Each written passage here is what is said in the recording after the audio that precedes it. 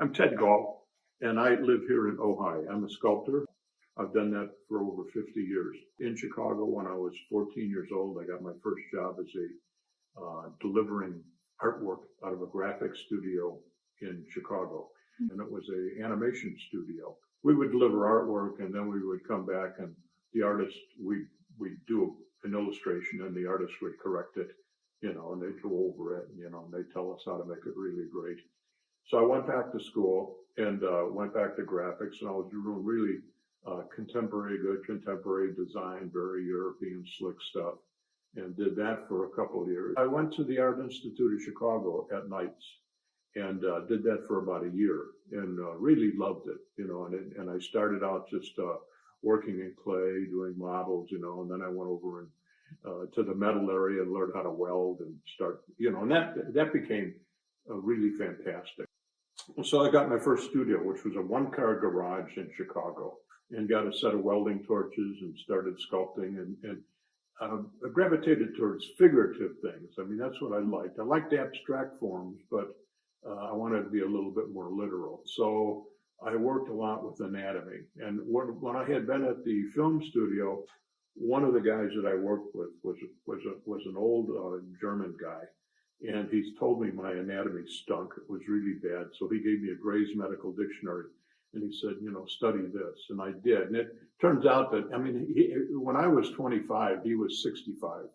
And so when he apprenticed in Germany, he had to work on cadavers and things like that. So he knew what he was talking about. So it was good experience. So then going back to the Art Institute of Chicago, it was, we did figure study, but then we did working in the welding area. It was more of a practical thing of welding and making it stick and making it work. And then I just pursued it. I loved it and started doing art fairs. I came up with a series of heads. They're small pieces, and they're very narrative. They tell stories, and this open up, they articulate. They're kind of great. So if I had done this in steel, it would have been one. Okay, so I learned to do it in wax, and I developed a head that could be used for other pieces too. So now I just learned to design all the other shapes, and I would rebuild a piece each time. So it's not often you're looking to see a number 1 of 500. These are one of one. I never, I'm changing each one. Nothing is exactly the same thing again. And so this is just a process I've learned since I've lived out in California. And I've worked with one gallery for 30 years, and they've done things for me that are 15 feet tall or do pieces this size, and they're great. The detail is outstanding and they do a good job. I've been a filmmaker. I always thought that there was a way to put films inside my pieces of the piece. So I met a young guy, and I came up with an idea to develop a computer that would fit on the inside of one of these small pieces. And then my background of animation and developing things, I would develop a story, and it would be off of clip art or anything like that, you go back into archives and you can get videos, things that are available, and I used all that. And then I have my son, who is now in his 30s, but when he was younger, he and his friends, I would give them the project. And I would give them a storyboard, and they'd turn it into a small clip. They'd put it on a flash drive, and I'd stick this flash drive in a little computer that went on the inside of the sculpture, and then I'd have a video in it. I was approached by the owner, who was an interesting man. He wanted to be an artist, yet he ran a multi-million-dollar company, and they made automobile gaskets. And he found that there was a lot of interesting shapes from the gaskets, and I went there and I agreed with them. It was great. And at the time, I was a graphic designer working in a studio downtown in Chicago. And so the thought of being retained as an artist in residence was really pretty exciting, And the guy's name was Lou Weinberg, really sharp guy. So I went, met him at his company, and he said, I'll build you a studio within the company. And I said, fine, I don't want to work 5 days a week. He said, fine, work what you want. So I worked 3 days a week. And he said, any help you need in the factory, the guys will help you, the engineers, the designers. I ended up doing pieces that were 20, 25 feet long, 30 long, 25 feet high, pieces 8,000 pounds that, had their experience working in big stuff and their pocketbook, to be able to experiment with. And they were very benevolent. They would take the sculptures and they would donate them to local parks, local communities around the area. But it always had a trend. It had a run in it where it looked somewhat like a gasket shape, so I could do wonderful abstract things with it. I love heads, I love identities. And I did a series of hats, and it has a gasket hat up on the top of it. So, but tastefully done and all that. So that was interesting. But being there, I worked with a lot of mechanics and designers. So I learned how to do things that were kind of industrial looking. So that on the back of this piece, it's got typography, which goes back to my graphics. And yet on machinery, they always have some kind of serial numbers or things like that. And they have buttons and things. So it's about questions. And it's about this man changing from his image to another image. It's got an on button. So the computer is inside. I push it, it turns it on, shows it that it's got a full charge. And as it diminishes, these lights go down. Okay. In charge. Okay, so this is a piece, and it's called an image factory.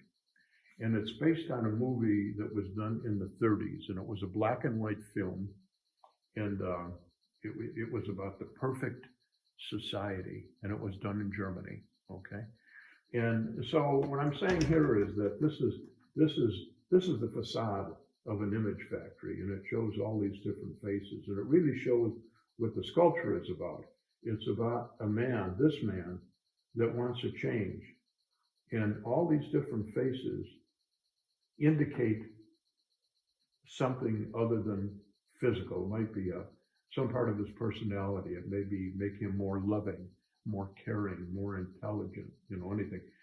So that's what it's talking about here. So it's an image factory, and it invites you in to look at what they have to sell. And these very small people, this is one of the things that I came up with when I was working with the small one, is to try to show monumental size. So this takes you away from reality. If you look at the tiny little figures, this is as big as the Statue of Liberty. Okay, so that's an idea too. Okay, so now they open, they're articulated. So now we're going to go into the factory. But first of all, this is the guy that thought about changing. He wanted to change. And this is the place that he's going to go now. And you see the screen just came on. So the screen is opening up and it's showing them what's happening within the factory. And it's showing how they've got all these perfect images. And, it shows mechanical things pumping, there's sound in it.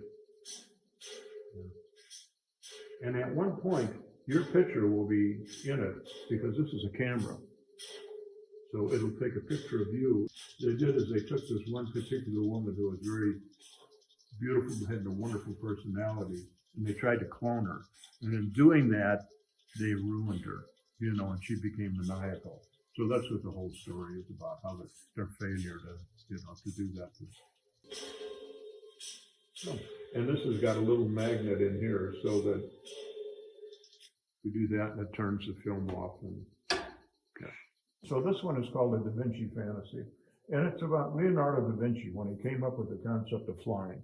And, all artists hit a dry period. And, and many people do different things to juice themselves up. And in this case, Leonardo put a beak on, like he was a bird, little beak. And he put some wings on his back, so it gave him a feeling. It's the same thing on the small ones. I have the same computer. It fits on the inside. And because of the experience in this factory, all experiences work for you, so working in a factory for 20 years, having a studio there, you learn all sorts of mechanical things and engineering and things like that. So this is a hold access plate. The whole thing comes off in case you got to work on the computer. And there's holes around here that are hidden because there's big speakers on the inside. And so the sound comes out and it actually reverberates, because it's really a nice little computer system. This is Da Vinci, and we open this up. Here's a video. And this is a video I did about Da Vinci designing, and it's called Through the Eye of Da Vinci. So there's always this eye. And it went on to Florence. It showed Florence about that period. And then it starts to show birds. And you equate the drawing against the wings, the muscles of the birds and things like that, and humans. It's all about his life. And then it talks about mythology of Icarus, people with wings, people flying. Gets into Kitty Hawk, the history of flight. And this is like one interesting thing, this bird image, and then that's Da Vinci's face in it. So it's kind of some interesting techniques and things, phase that we did. And again, old drawings. And it's almost like these people came upon an outdoor theater. Remember how we used to go to outdoor theaters?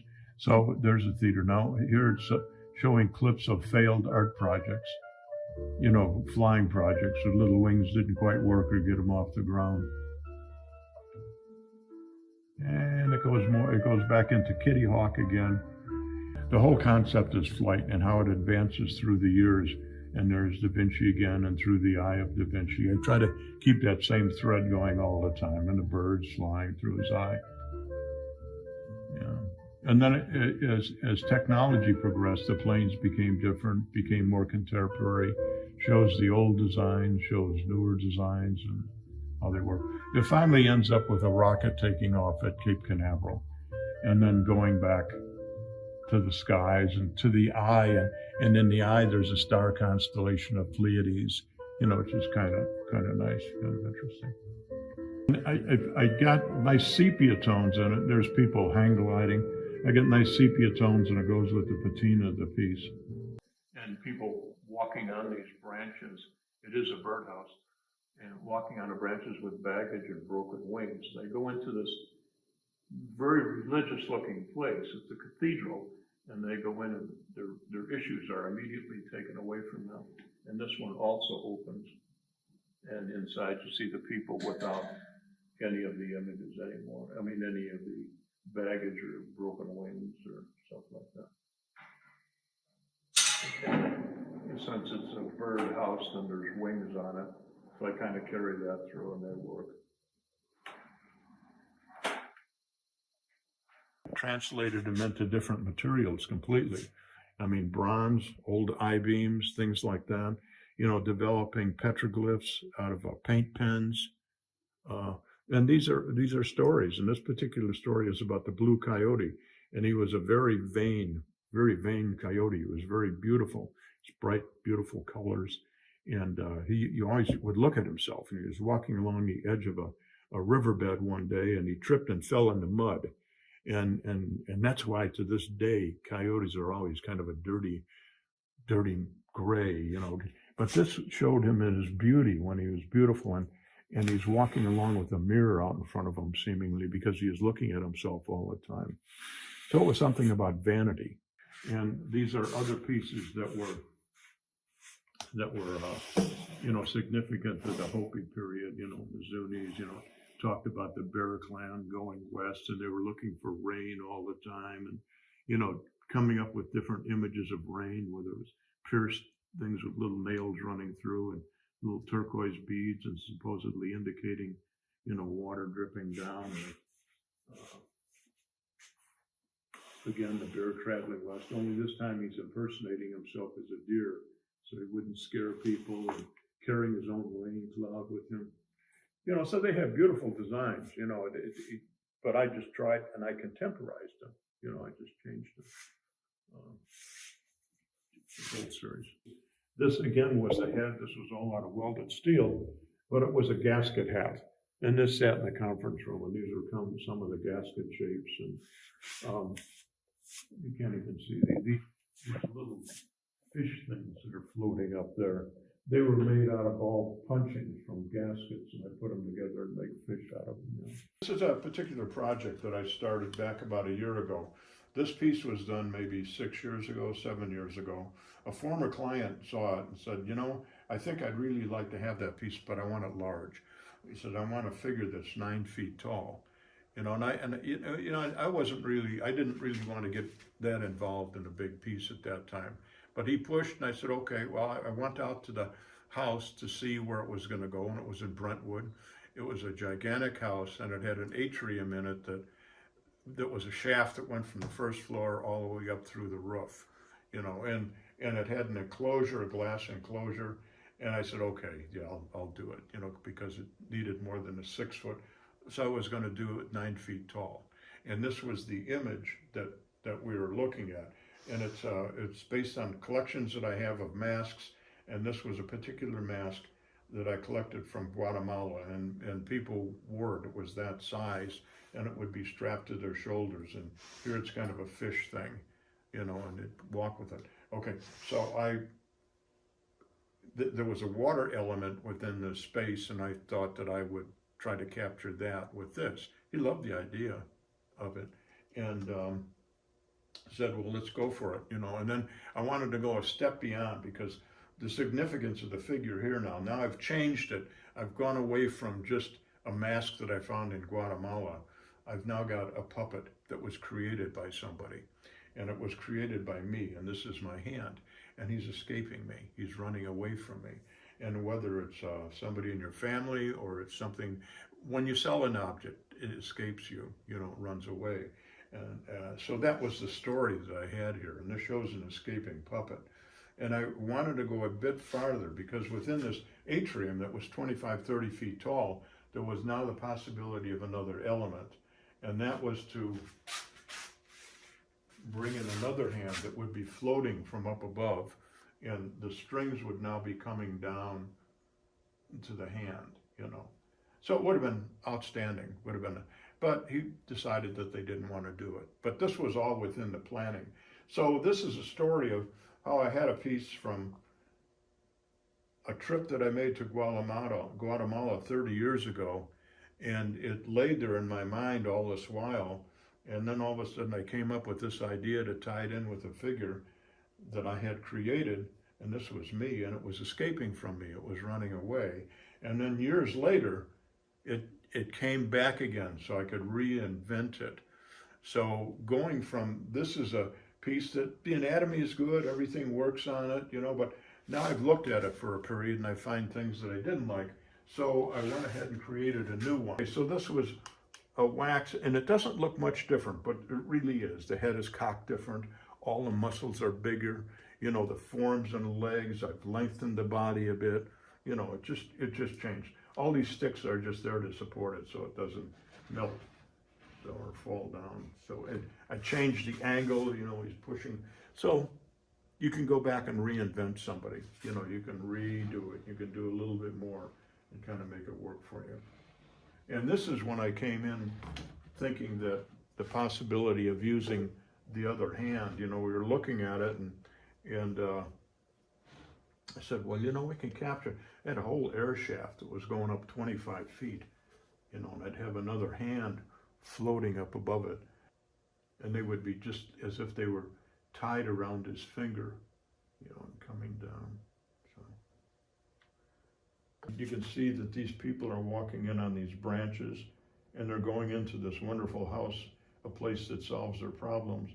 And then when they leave, they walk away with no baggage. So you can see these figures are now freer and more happy. And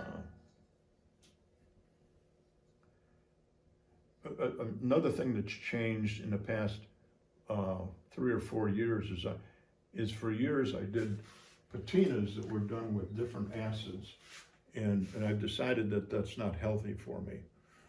So now that when I do patinas, now they're painted out, and I can replicate things that I was happy with before that I had to do with acids, but which maybe wasn't very good for me, but now I can do with paint, and they're just as permanent and probably better.